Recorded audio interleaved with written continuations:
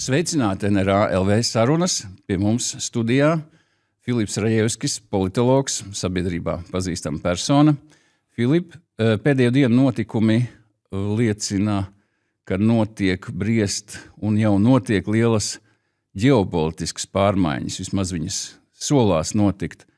No Amerikas pienāk nepārprotami signāli, ka NATO Amerika vairāk neatbalstīs tādā apjomā kā līdz šim. Ir izskan pat runas no Lielbritānijas amatpersonām bijušajām, ka NATO var arī izbeigties kā organizācija līdzinājā izskatā. Kas notiek pasaulē? Kā to varētu raksturot kādos terminos? Es domāju, ka ir vairāk tādu plāksnes, kur tās visas diskusijas notiek. Viens ir oficiālo mediju līmenī, tas, kas notiek, otrs ir sociālo mediju līmenī, un tad tas viss sajaucās, un tad viss tiek izšļācās uz sabiedrības, tā teikt, galvām. Un sabiedrība arī dažādos veidos izķer tās lietas, un savus kaut kādus satraucošos punktus izķer ārā no tā visa informācijas blāķa. Jo, reāli sakot, es nedomāju, ka mēs kaut kur esam kaut kādā īpašā situācijā no tāda NATO ilgtspējas viedokļa, jo šo NATO, tā teikt, smadziņu nāvi jau vienreiz pareģoja Makrons, mēs atceramies, ka NATO smadziņām. Tad jau vienreiz jau visi bija paziņojuši, kad Trumps sagraus NATO, tāpēc, ka viņš paprasīja 2% no iekšzemes koprodukta ieguldīt. Pirmā viņa prezidentūras laikā. Tieši tā. Un kas tagad liekas absolūti normāli, 2%, bet toreiz jau bija, visi teica, tad, kad viņš sasauca, varbūt atceries, tad neatceros, kurā bija tas samitā, bet viņš bija speciāli sasaucis pusdienas, kur viņš tikai uzaicināja 2% klubu biedrus. Un mums ar tur bija, tāpēc, ka mēs te mirkli jau pie 2% bijām. Tad runājot tagad par 3,5%, mēs labi zinām, ka vēl ir Eiropas valsts, kurām nav ne tuvu, pat 2%. Un es domāju, ka šis vienkārši signalizē, ka, dārgie draugi, un te es atkal viņu saprotu un viņu skatījumu no Amerikas nodokļu maksātāju viedokļa. Visi labi, bet, zin kā, sargi pats sev, tad Dievs tev sargās. Vajag taču bišķi ieguldīt, jo ASV jau ļoti nopietni iegulda aizsardzībai. Tie ir milzīgi līdzekļi un vienkārši būt par tādu labumu guvējiem no šiem ieguldījumiem, es saprotu, ka viņiem tas drusku apnīks. Tas tā kā jebkurš cilvēks, kurš pērk apsardzes pakalpojumus, vienam ir, kas pasaka, apsardzē, jūs man sargājat, bet es jums neko nemaksāšu. Un mēs labi zinām, ar ko tas beigsies. Un tas ir ļoti līdzīga situācija, tāpēc es domāju, ka viss nav tik slikti, kā te ļoti daudz mēģina projicēt. Un pats svarīgākais, neaizmirstīsim, ka tur vēl arī ir Krievijas informacionālās operācijas, kur viņi izslēgt cenšas vēl vairāk aptumšot tās krāsas. Putina sapnis jau ir NATO sabrukums. Tas par to lieki komentēt. No Amerikas viedokļa viss ir skaidrs. Tā ir skaidra rīcība. Viņš bija solījis Trumps saviem vēlētājiem būtiski ekonomēt līdzekļus tur, kur viņš uzskata neliederīgi tiek tērēt. Kas būs ar Eiropas valstīm? Vai spēs vienoties? Vai vispār Eiropas Savienības rītdiena, kāda viņa ir? Ja mēs paraugāmies kaut vai uz Ungārijas pozīciju, citām Eiropas Savienības valstīm? Teiksim tā. Tad paskatāmies uz to procesu atkal laika periodā. Man paskatīsimies no kaut kāda 14. gada, tad, kad Krievija iebruka pirmo reizi Ukrainā. Man ir sajūta, ka šobrīd pirmo reizi parādījies situācija, izveidojusies, ka Eiropas līderi sāk aptvert, ka tas nav tikai arī Ukrainas, nav tikai Baltijas, Somijas, Polijas problēma, bet ka tas karš var arī aizripot tālāk. Jo, piemēram, vismaz arī neformālās sarunās, holandieši uzskata, uz Nīderlandē, kāds karš Nīderlandē, kur, tur tas šī no Krievijas līdz Nīderlandē cik tālu. Bet man tāda sajūta, ka viņi sāk aptvert, ka tas karš var skārt arī viņus tiešā veidā. Un es nezinu, kas ir bijis tas moments, kas viņus ir ietekmējis mentāli, bet tā mobilizācijas pakāpe, kāda ir šobrīd, liecina, ka viņi ir arī satraukušies, ka viņiem var nākties atbildēt, kad karš pieklauvē pie viņu durvīm. Un tas varbūt ir labi, tas rada uzreiz pilnīgi citu sajūtu. Nu, es nezinu, mums vēl grūti pateikt, kas būs ar Vāciju, kas būtu ļoti svarīgi, ka arī viņi saprot, ka tas nav kaut kur karš, bet ka tas arī pie viņiem var pieklauvēt. Jo neba pa tukšo Krievu katru 9. māju baļauju na Berlīnu un možem повторить. Un es viņu vietā arī būtu ļoti, ļoti norūpējies, bet viņiem liekas, ka viņi vēl joprojām var kaut ko sarunāt, jo viņiem viss tas būvējās uz sarunāšanu. Bet kopumā man liekas, ka tas progress ir tajā apziņā, ka tas politiskais bombons sāk saprast, ka īstenībā viss nav tik vienkārši un ka tas Putins tiešām varētu arī iet pāriet pāri Baltijas valstīm, pāriet pāri Polijai varbūt, un tad tālāk jau viņš jau klauvējās pie viņu durvīm, tālāk jau ir viņu. Un šis, es domāju, ir pozitīvā ziņa no viss tā, kad Eiropas līderi sākuši par šo domāt stipri pragmatiskāk. Nu jā, daļa līderi, kā piemēram Orbāns, viņš pilnīgi labi atbalstīs tādu Putinu.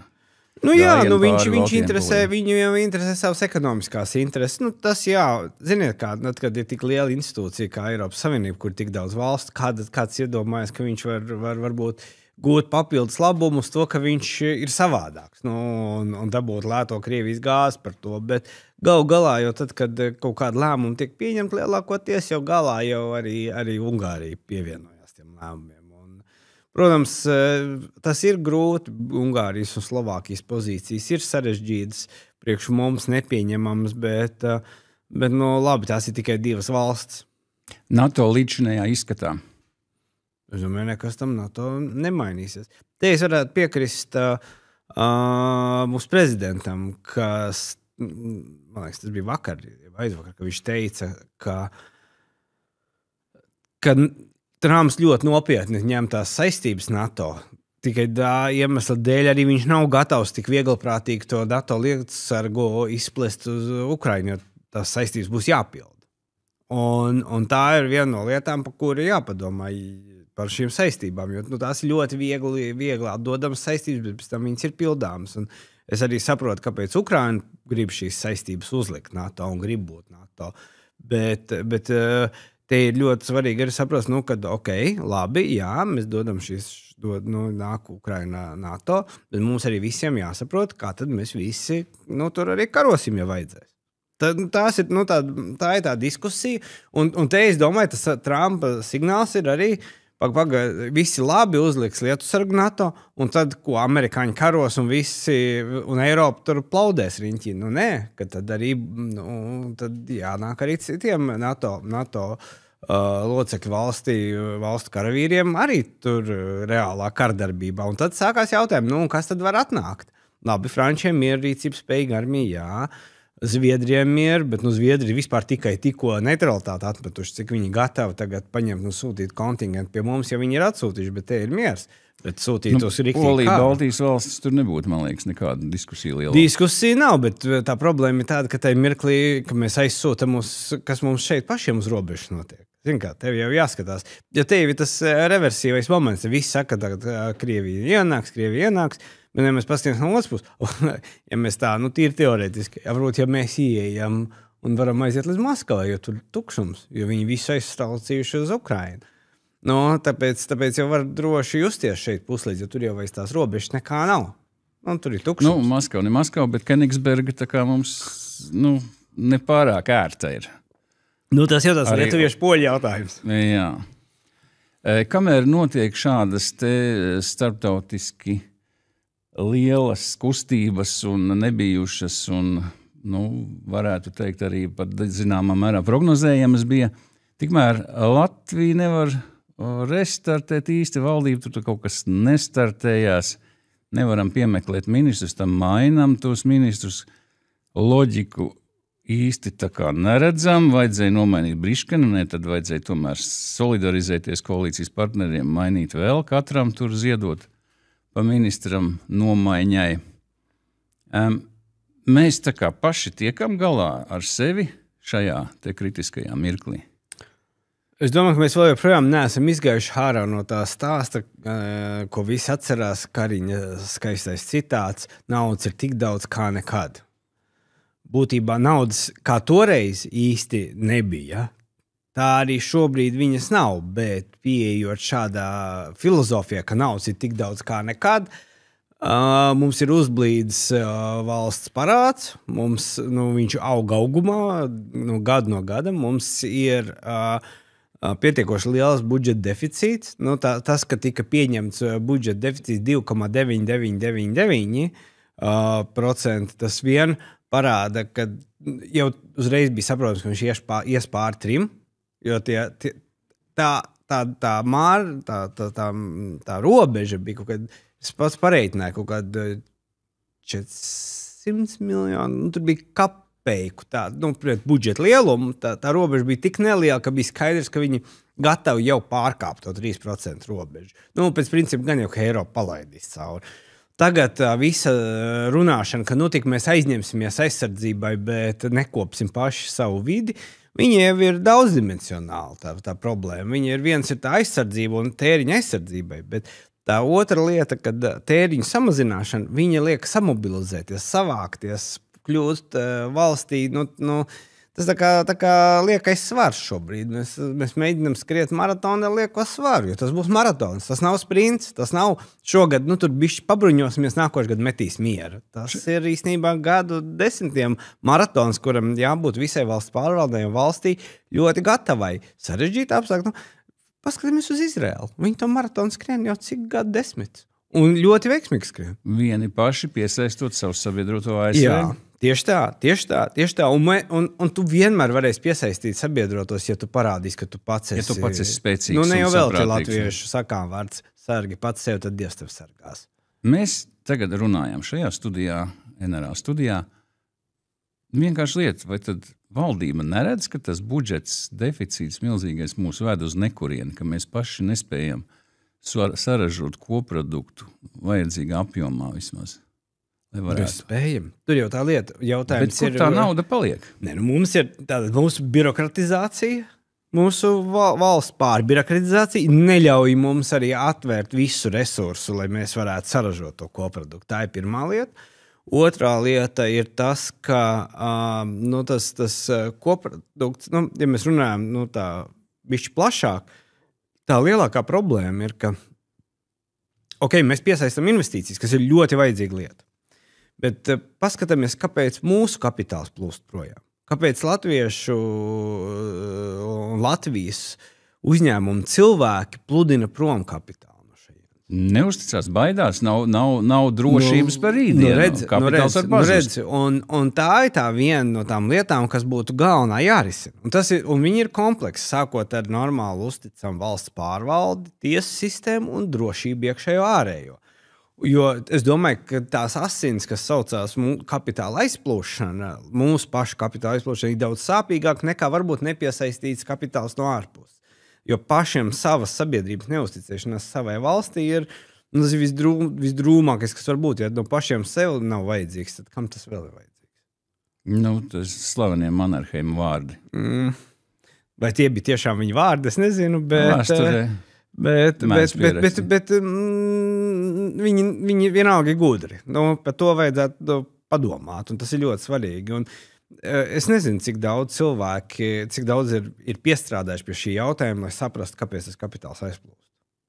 Aizplūst ne tikai mūsu kapitāls, Zviedri arī savus aktīvus izlika pārdošanai, meža aktīvus, kas ir tāds diezgan stabils un prognozējams kapitāla ieguldījums. Kāpēc viņi to darīja? Sazini, bet visticamāk tieši ģeopolitisku apsvērumu dēļ. Diezgan dārgi. Viņa jau tās cena, tā kā cena ir ļoti dārga, cik es saprotu, tad tev nav tik briesmīgi. Un tas naudu viņiem vajadzīgi, viņi taisās šo pašu industriju attīstīt pie sevīm, uzpirkt kaut ko. Bet labā zina, ka ir dārgi. Tas nozīmē, ka viņi nekur nesteidzās, tas nozīmē, ka nav kritiska situācija. Ja viņi būtu pa lētu izlikuši, tad varētu sakt, varbūt viņi zina kaut ko vairāk nekā mēs. Bet tā lieta jau vienalga, ka es pilnīgi piekrītu, tas ap to griežās. Kad tie signāli nav labi, un tad cilvēki sāk baidīties. Ja cilvēki individu līmenī sāk pirkt kaut kādus mistiskus dzīvokļus kaut kur ārzemēs, kaut kur, lai tā cilvēks pērk, varbūt saimnieks jau noderēs, varbūt kaut kādu pārdos, vēl kaut ko uzvārīs pa virsu, bet tas tomēr ir kapitāls, kurš var būt investēts Latvijā, bet viņš no šejienes aizplūst. Filip, ja tu būtu premjers, kā tu tagad šajā situācijā rīkotos? Tieši no šodienas. Trūkst valdībai ministri, nevaram pilnvērtīgi iedarbināt valdību, meklējam ministrus, šodien koalīcijas sēdē varbūt apstiprinās, varbūt ne. Kā tu rīkotos šajā situācijā? Tā pirmā problēma šai koalīcijai nav balss. Viņai ir pamaz balss. Viņi kaut ko tādu radikāli darīt. Viņai ir pamaz balss. Tā ir pirmā lieta. Un tāpēc es domāju, ka viņai pat apstiprinās šos ministrus, es neticu ilgai un laimīgai dzīvē šajā koalīcijas ģimenē. Jo balss ir pamaz, un nāk pašvaldību vēlēšanas, tur vēl būs balsu rotācija. Un tad es gribu paskatīties vēl, kā tie ministri, kurus noņēma, kā viņi jutīsies parlamentā un kā viņi atbalstīs to visu. Līdz ar to tā visa situācija tāda ļurīga. Bet tā otra lieta, es tomēr uzskatu, ka mums ir bijis labs piemērs, tomēr Dombrovska valdība, tā pirmā valdība, kura nogriez izdevums, kas uzreiz iedeva baigo impulsu arī ekonomikai, kas iedeva impulsu, jo tā saspiedās, tā valsts pārvaldes saspiežās. Un viņai tas ir tas briesmīgais, ko premjeras saka, ka viņa nekaros pret cilvēkiem, viņa karos ar birokrātiju. Tas nav karošana ar cilvēkiem, vai kā, bet ja tev ir 18% no darba spējīgo strādā uz valsti, tas ir pa daudz, tas ir vienkārši elementāri pa daudz. Tas nodokļu maksātājs, kurš ražo privātajā biznesā, eksportē un maksā nodokļus, viņiem jāuztur pensionāri, bērni, viņiem jāuztur medicīna visu, un tad vēl 20% cilvēku, kuri saņem algu vēl no šiem nodokļiem. Tas ir pa daudz, normālās valstīs ir stipri zemāks tas procents. Kādā metodē mums samazināt, teiksim, tā mēs saprotam tagad, ka daudz, mēs to redzam, tas valsts aparāts uzblīst, viņš sevi atražojot, veidojas aizvien lielāks un lielāks, pieņem aizvien jaunas likumus, normatīvos aktus, kuri prasa atskaites, un tā tas aug tas aparāts. Jā. Kādām metodēm mēs varam samazināt? Vienkārši pateikt, ka šajā iestādē ir jāsamazina 20% darbinieku skaits un viss. Es domāju, ka tur ir tā viena. Es domāju, ka te ir jābūt pietiekoši liela. Tā problēma ir tāda, ka mums nedod kaut kādu brīvību un maz uzticās cilvēkiem. Pie mums ir godīgi salīdzinoši cilvēki un saprātīgi. Ja tev iestādes vadītājiem pasaka, tev budžets būs mīnus tik, kā tu to izdari? Ko atlaist? Kā atlaist? Domā pats, bet tev ir mīnus 20% nākošais gads. Bet tev tas jāspēj izdarīt ar mīnus 20%.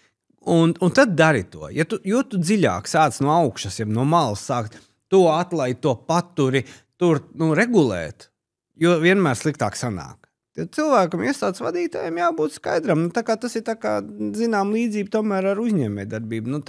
Tu saproti, ka tev ienākumu nav. Tev nav cita varianta, kā risināt to problēmu. Tu, piemēram, tu saki, visi darbinieki labi, tad drusku palaidīs vienkārši visiem algas solidāri lejā, visi dzīvojam tā kā ir, bet lētāk.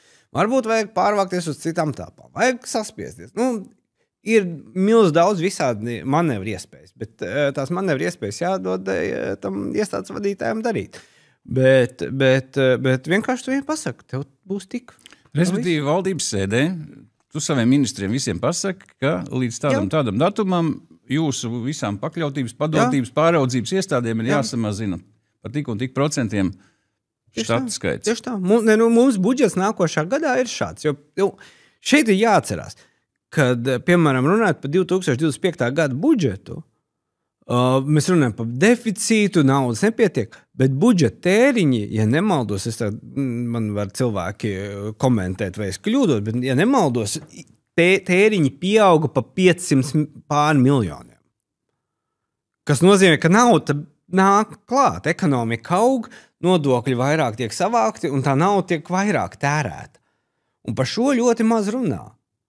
Par to, ka arī kad tas budžets vienalga, viņš pieaug. Tas vienkārši vēlme tērēt ir lielāka nekā pieaug tas apjoms naudas, kas ienāk. Tas tā vienmēr ir bijis, ka vēlme tērēt pienāk, bet mēs esam maza valsts, mums jāspēj tomēr, jo mēs nevaram. Mēs neesam ASV, kas var emitēt dolārus un ir rezervas valūta, un neviens neapšauba viņu parāda saistības. nevelti tomēr, es domāju, ka tajā vajag ieklausīties finanšu ministrā. Ja mēs pārkāpsim tās aizņemšanās robežas, mēs vienkārši visu laiku maksāsim procentus vairāk nekā pa jebko citu. Ošrāns ļoti, ļoti pravietiski teica tiem politiķiem, kuri nu pat pagājušajā nedēļā teica, ka, jā, mēs varēsim vēlreiz aizņemties, jo Eiropas Savienība, Eiropas komisija mums atļaus, jo tāpēc, ka aizsardzībai vajag. Šis paga. Neviens vēl Eiropas komisijā nav pateicis, kā atļaus, kur jūs steidzaties. Tieši tā, bet viņi vienalga skatīsies uz kopējo parādu slogu, uz ekonomiku. Tur jau vēl tas moments, tas, ka tev Eiropas Savienība kaut ko atļauj, tas jau nenozīmē, ka tev no tā sloks un procentu maksājums samazinās. Tev vienalga sloks augu maksājumi, un ja kādam liekas, ka procenti par aizdevumu tiek rēķināti balstoties uz Eiropas Savienības atļaujām, tas tā nav.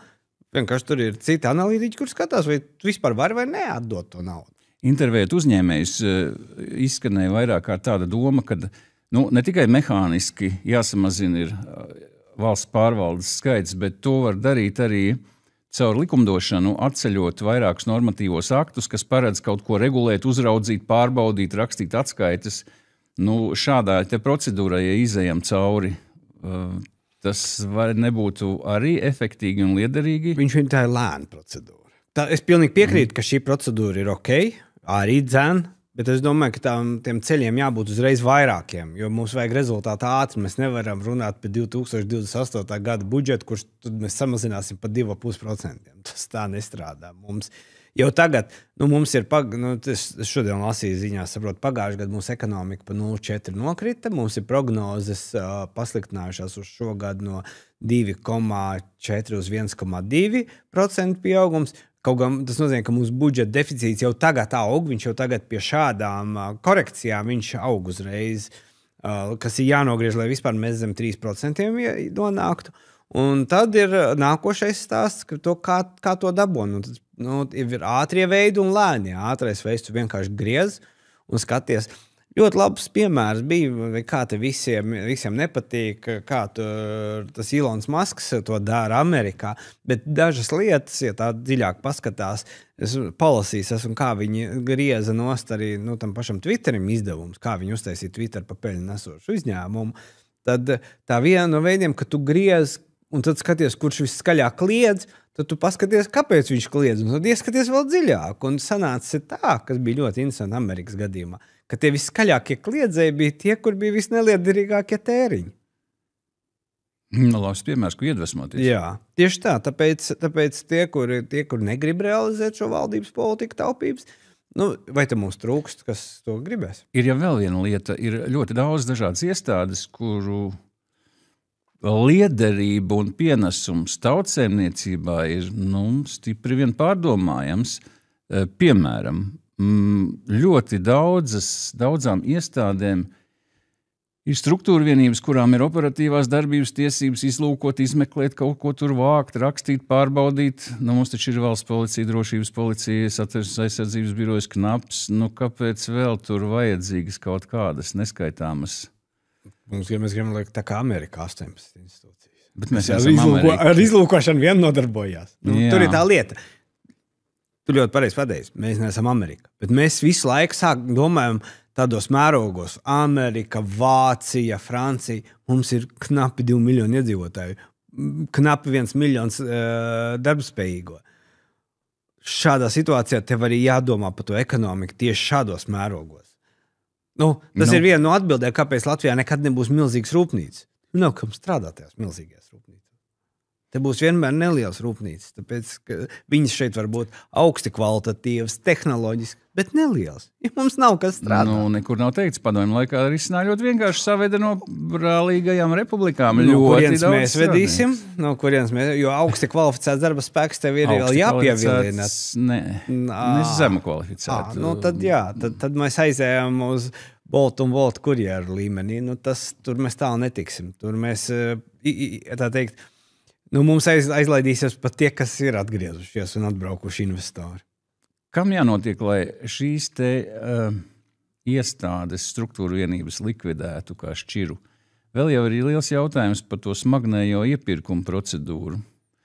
Un jautājums, kā būtu pareizāk organizēt šīs te lietas, vai tomēr uzticēties amatpersonām un likvidēt daudzas uzraudzības lietas, vai kas pātrinātu procesu, iepirkumus un projektu apgūšanu, naudas apgūšanu, realizāciju?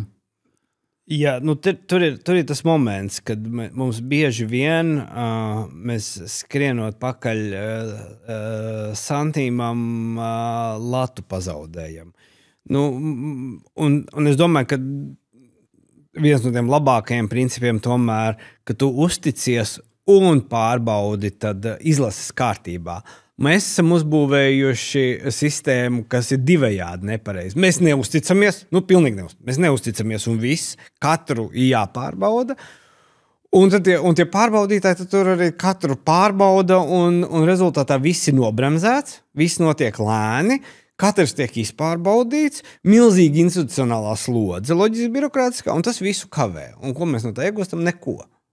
Mums ir gan abās pusēs problēma. Tu vai nu palaidi un tad pārbaudi, vai nu visus pārbaudi, bet tad, baigi smagnējas situācija, bet tad var atkal nepārbaudīt. Bet mums ir smagnējas situācija, smagnēja mašīnu un vēl pārbaudītāji tam visam pa virs.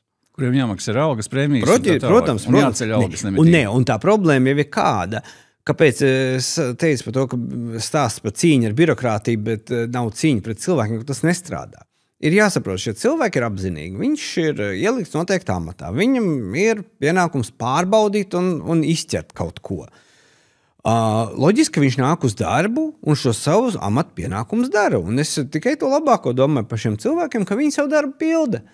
Bet jautājums, vai šis darbs vispār ir vajadzīgs, ko viņi pilda? Par to jau ir tas stāsts.